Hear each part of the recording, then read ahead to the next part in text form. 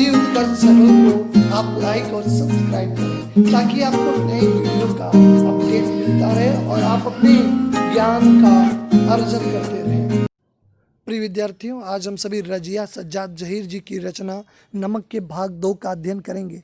भाग 1 में हमने देखा कि किस तरह साफिया उन सिख बीबी के प्रति अपनी माँ की छवि देखती है और उनके लिए अपने वतन लाहौर से नमक लाने का एक वादा करके वहाँ पहुँचती है। लेकिन वहाँ पता चलता है कि नमक कैसे दोनों देशों की सीमाओं में प्रतिबंधित है, लेकिन वो अपनी मातृभूमि और नमक के प्रति जो है उसकी सहानुभूति भी होती है और अपनी माँ की छवि देखने वाली सिख बीबी के लिए वादा करने की जिज्ञासा भी उसके अंदर दिखाई देती है। इसलिए वो चाहती है कि ये नमक पहुँचे। पहले तो वो सोचती है कि इसको कीनू के यानी संतरे जैसे एक फल होता है उसकी टोकरी में छिपा के ले जाएगी, लेकिन वो सोचती है कि इस नायब तोहफा को कैसे वो छिपा के ले जाए, क्योंकि वो अपने रिश्ते को कलंकित भी नहीं करना चाहती है और उस नमक को जो है छिपा के लेकर नहीं जाना चाहती है बल्कि जता के लेके जाना चाहती है। लेकिन उसका भाई इस पे विरोध करता है, कहता है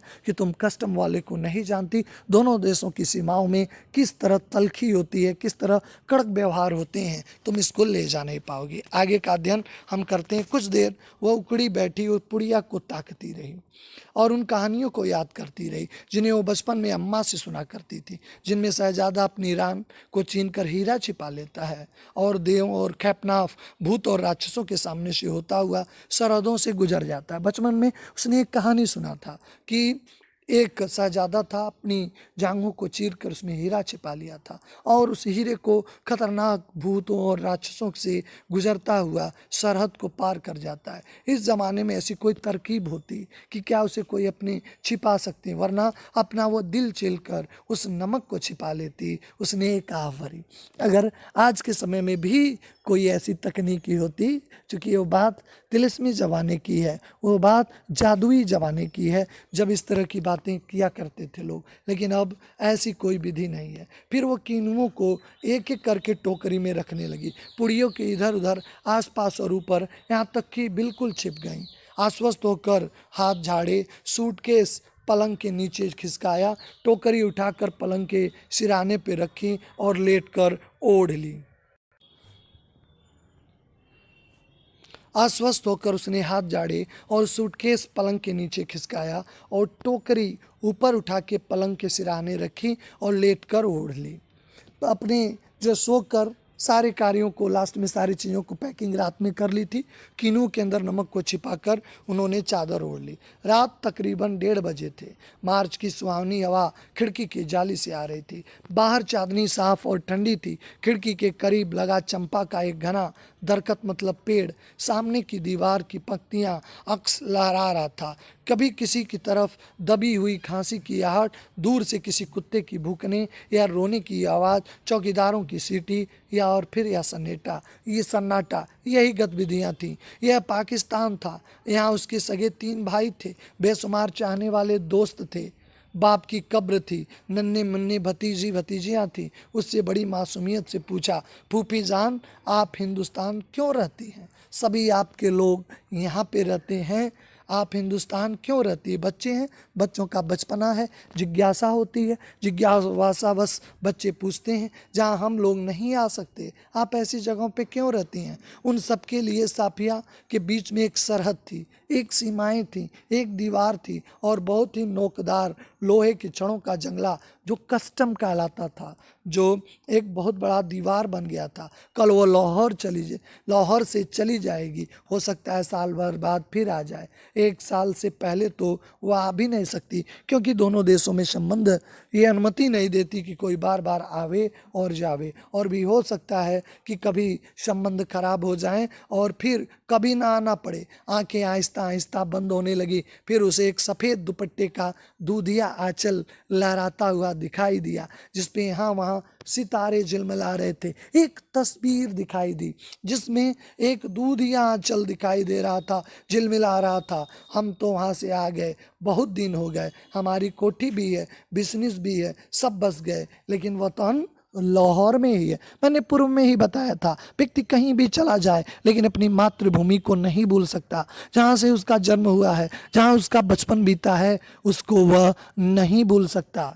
क्योंकि साफिया का जन्म लाहौर में हुआ है, बचपन की यादें लाहौर में, भले रोजी रोटी के लिए और पारिवारिक संबंध जो उसके बन गए हैं, लेकिन उसका दिल अभी भी लाहौर में है। वो अपने वतन को लाहौर ही मानती है। फिर दिखा इकबाल का मकबरा जो पाकिस्तान में है, लाहौर का किला देखा। वो सब रात में वो सारे दृश्यों को देख रही है। किले के पीछे डूबे हुए सूरज की नारंगी किरणें, आसपास फैलता हुआ अंधेरा, उस रंगीन अंधेरों में बहती हुई नरम हवा, उस हवा में रची हुई मौलसिरी की खुशबू, मौलसिरी की खुशबू, और उस हवा में रची हुई जो है मकबरे की सीढ़ियों पर बैठे दो इंसान, सिर झुकाए, चुपचाप उदास, और दो बेजान परछाइयाँ उसे दिखाओ। परछाइयाँ पूछ रही हैं, तुम तो कल चली जाओगी? हाँ, अब कब तक आओगी मालूम नहीं, शायद अगले साल तक, शायद कभी नहीं। अचानक उसकी आंखें खुल गईं और शायद उसने मकबरे की सीढ़ियों के नीचे धूप से एक पत्ती तोड़ी थी जिस पे वो ठंडी ओस जमनी शुरू हो गई थी। हुआ था कि नींद की करवट लेते हुए उसके हाथ कीनुओं से लबालब भरी टोकरी पे जा पड़े थे। रस ठंडे और कीनू जिनको देते वक्त समय दोस्त ने कहा था, ये हिंदुस्तान पाकिस्तान की एकता का मेवा है। कहा कि यही जो एक दूसरे देश में आते जाते हैं, इसलिए दोनों देशों की एकता का मेवा है। साफिया के लिए फर्स्ट क्लास वेटिंग रूम में बैठी थी। दिल्ली तक का किराया उसके भाई ने दिया था। हाथ में वो टिकट दबाए वेटिंग रूम के प्लेटफार्म में टहल रही थी। उसके भाई ने दिल्ली तक का टिकट करा दिया था, रेलगाड़ी से आना था। उसने फर्स्ट क्लास के जो टिकट थे, इसलिए वेटिंग रूम में बाहर प्लेटफार्म में टहल रहा था। अंदर बैठी चाय की प्याली हाथ में लिए कीनों की टोकरी पे निगाह जमाई। सोच रही थी, आसपास इतने उधर लोग हैं, सिर्फ वही जानती है कि टोकरी की तह में कीनुओं के नीचे नमक की पुड़िया है। जब उसका सामान कस्टम पर जांच के लिए बाहर निकाला जाने लगा तो एक झिरझिरी सी आई और एकदम उसने फैसला ले लिया कि मोहब्बत का ये नायब तोहफा वो चोरी से नहीं जाएगा। नमक कस्टम वालों को दिखाएगी वह। जल्दी से वो पुड़िया निकाली और उसने हैंड बैग में रख ली जिसमें उसका पैसा का पर्स और पासपोर्ट आदि थे। जब सामान कस्टम से होकर रेल की तरफ चला तो एक कस्टम ऑफिसर सामने की तरफ बढ़ी। वो एक कस्टम ऑफिसर की तरफ सामने की ओर बढ़ी। ज़्यादातर मेज़ें खाली हो चुकी थी। एक दो पर इक्का दुक्का सामान रखा था। एक साहब बड़े खड़े थे, लंबा कद, दुबला पतला जिस्म, खिचड़ी बाल, यानी थोड़े पके हुए थे, थोड़े नहीं पके हुए थे। आंखों पे ऐनक, ये आंखों पे उनके चश्मा था। वह कस्टम ऑफिसर की वर्दी पहने तो थे मगर वह कुछ जच नहीं रही थी, यानी उनके व्यक्तित्व से वह मिल नहीं पा रहा था। साफिया कुछ हिचकिचा कर बोली, मैं आपसे कुछ पूछना चाहती हूँ। उसने नज़र भर कर गौर से देखा। बोले, फरमाइए। उनके लहजे में साफिया की हिम्मत बढ़ा दी। जैसे उन्होंने कहा, आप कहाँ के रहने वाले हैं? उन्होंने कुछ हैरान होकर फिर गौर से देखा और बोला, मेरा वतन दिल्ली है। आप तो हमारी तरफ की ही मालूम होती हैं, अपनी अजीज़ों से मिलने आई होंगी। जी हाँ, मैं लखनऊ की हूँ, अपने भाइयों से मिलने आई थी। वे लोग इधर आ गए हैं ना, जब देश की सीमाएं बटी हैं। आप भी तो शायद इधर आए हैं। जी, पाकिस्तान बना था तभी थे, मगर हमारा वतन तो दिल्ली है। साफिया ने हैंडबैग मेज़ पर रख दिया। चूँकि वह दिल्ली के थे लेकिन वह पाकिस्तान में कार्यरत थे कस्टम में, चूँकि बंटवारे के बाद वहाँ पहुँच गए थे। साफिया ने हैंडबैग मेज़ पर रख दिया, नमक की पुड़िया निकाल कर सामने रख दी। फिर आहिस्ता आहिस्ता रुक कर उन्हें सब कुछ बता दिया कि किस तरह एक माँ के दर्शन एक सिख बीवी में होते हैं। उनसे किए गए वादे थे। चाहती तो उसे वह छिपा कर ले जाती, लेकिन नहीं, वह मोहब्बत का तोहफा छिपा कर नहीं ले जाना चाहती। उन्होंने पुड़िया को धीरे धीरे अपनी तरफ सरकाना शुरू कर दिया। जब साफिया की बात खत्म हो गई तो उन्होंने पुड़िया को दोनों हाथ में उठाया, अच्छी तरह से लपेटा और खुद साफिया के बैग में रख दिया। बैग साफिया को देते हुए बोले, मोहब्बत तो कस्टम से इस तरह गुजर जाती है कि कानून हैरान रह जाता है कि मोहब्बत तो इस तरह गुजरती है कि कानून हैरान रह जाता है। मोहब्बत पे कानून का कोई बस नहीं चलता। वह चलने लगी तो खड़े हो गए और कहने लगे, जामा मस्जिद की सीढ़ियों पे मेरा सलाम कहिएगा। क्यों? क्योंकि उनका वतन दिल्ली में था, भले पाकिस्तान में काम कर रहे थे। उन खातून को ये नमक देते तरफ मेरे तरफ से कहिएगा, लाहौर अभी तक उनका वतन है। मेरा दिल्ली है, उनका लाहौर है। बाकी सब रफ्ता रफ्ता ठीक हो जाएगा। साफिया कस्टम के जंगले से निकलकर दूसरे प्लेटफार्म पे आ गई। वहीं खड़े रहे और वे वहीं खड़े रहे। प्लेटफार्म से उनसे बहुत सारे दोस्त, भाई, रिश्तेदार थे। हसरत भरी नज़रों से, बहते आंसुओं से, ठंडी सांसों से, बीचे हुए ओठों के बीच से काटती हुई रेल सरहदों की तरफ बढ़ी। आंखों में आंसू थे, वतन छूटने का गम था। अटारी बॉर्डर जो है, आज आप जानते हैं भारत पाकिस्तान के मध्य का बॉर्डर है। पुलिस उतरी, हिंदुस्तान पुलिस सवार हुई। कुछ समझ में नहीं आ रहा था कहाँ से लाहौर ख़त्म हुआ और किस तरह से अमृतसर शुरू हो गया। एक ज़मीन थी, एक ज़मीन थी, एक ज़बान थी, एक सूरतें थीं,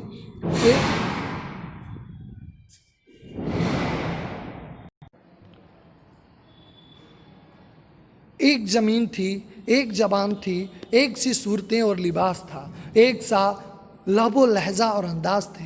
गालियाँ भी एक सी थीं दोनों देशों की। दोनों में बड़े प्यार और एक दूसरे को नवाज भी रहे थे। मुश्किल सिर्फ इतनी थी, भरी हुई बंदूकें दोनों सिपाहियों के हाथ में थी। सब कुछ एक जैसा था हिंदुस्तान और पाकिस्तान के सैनिकों में, लेकिन दोनों के हाथों में बंदूकें थीं।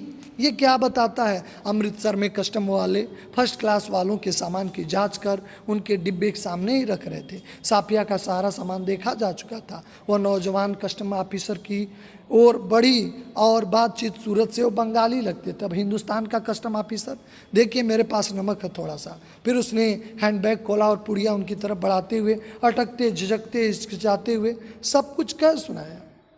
उन्होंने फिर सिर झुका लिया, सुनते रहे, बीच बीच में सिर उठाते और गौर से उसे देखते रहे, फिर सुनने लगते। बात पूरी हो गई तो उन्होंने फिर साफिया को ऊपर से नीचे तक देखा और धीरे से बोला, इधर आइए ज़रा।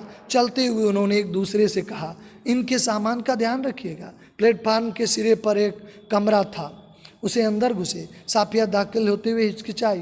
वो मुस्कुरा के बोले, आइए आइए ना। जेब से रुमाल निकालकर उन्होंने कुर्सी को छाड़ा और कुर्सी को पूरी तरह से साफ किया और बोले, बैठिए। साफिया ने पुड़िया को मेज़ पे रख दिया। लगता था साफिया को कि अब यहाँ पे दिक्कत हो सकती है।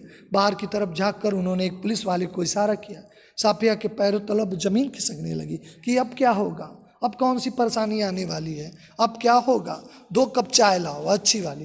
पुलिस वाला साफिया को घूरता हुआ, एक पैसेंजर को इतना खातिरदारी। उन्होंने मेज़ की दरारें खींची, उसमें अंदर दूर तक हाथ डाल के किताब निकाली।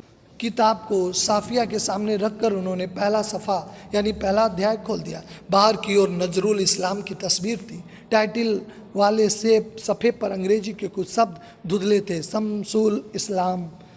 इस्लाम की तरफ से सुनील दास गुप्ता को प्यार के साथ, ढाका 1946। तो क्या आप ईस्ट बंगाल के? हाँ, मेरा वतन ढाका है, उन्होंने फक्र से जवाब दिया। तो आप यहाँ कब आए? जब डिवीज़न हुआ तभी आए, हमारा वतन ढाका है। देखिए, जो पाकिस्तान में था उसका वतन दिल्ली बता रहा था, साफिया अपना वतन लाहौर बता रही है। और ये भारतीय जो कस्टम ऑफिसर है, चूँकि सरहदें बट गई हैं, लेकिन इसने अपने वतन ढाका को बता रहा। मैं तो कोई 12-13 साल का था जब नजरुल और टैगोर को तो हम लोग बचपन में पढ़ते थे। जिस दिन हम रात को यहाँ आए थे, उसी ठीक 1 वर्ष पहले मेरे सबसे पुराने, सबसे प्यारे बचपन के दोस्त ने एक किताब दी थी। उस दिन मेरी सालगिरह भी थी। हम कलकत्ता में थे, पढ़े लिखे, नौकरी मिल गई, वतन आते जाते थे। वतन? साफिया ने हैरान होकर पूछा। मैंने आपसे ने कहा मेरा वतन ढाका है। उन्होंने ज़रा बुरा मान कर कहा, हाँ हाँ ठीक है। साफिया जल्दी से बोली, आप तो बस इधर ही कस्टम था, बस उधर ही सब कुछ गोलमाल हो गया है। उन्होंने चाय की प्याली साफिया की तरफ खिसकाई, खुद एक बड़ा सा घूंट भर के बोले, वैसे तो डाब कलकत्ता में भी होता है, जैसे नमक भी होता है, पर हमारे यहाँ डाब की क्या बात है। हमारी ज़मीन, हमारे पानी का मज़ा ही कुछ और है। उठते वक्त उन्होंने पुड़िया साफिया के बैग में रख दी और खुद उस बैग को उठाकर आगे चलने लगे। साफिया उनका पीछा शुरू कर दिया। जब साफिया अमृतसर के पुल पे चढ़ रही थी तब पुल की सबसे निचली सीढ़ी के पास वो सिर झुकाए चुपचाप खड़े थे। साफिया सोचती रही कि किसका वतन कहाँ है, जो एक सिस्टम इस तरफ है या उस तरफ। दिलों को सरहदें नहीं बांट सकती, वतन को सीमाएं नहीं बांट सकती। नायब तोहफा आज वह बिल्कुल ईमानदारी के साथ सच बताते हुए वह लेकर पहुंच गई थी। ये चैप्टर बताता है अगर दिल में सच्चाई हो, ईमानदारी हो, अपने के प्रति, अपने वतन के प्रति अगर सच्ची श्रद्धा अगर हमारे अंदर हो तो कोई भी परिस्थितियाँ विपरीत नहीं हो सकती। आशा है कि आप सभी को ये चैप्टर समझ में आया होगा। नेक्स्ट वीडियो पार्ट में हम इसके सारांश के साथ फिर मुलाकात होगी। आप सभी का धन्यवाद। हिंदी उत्कर्ष चैनल को आप लाइक और सब्सक्राइब करें ताकि आपको नई वीडियो का अपडेट मिलता रहे और आप अपने ज्ञान का अर्जन करते रहें।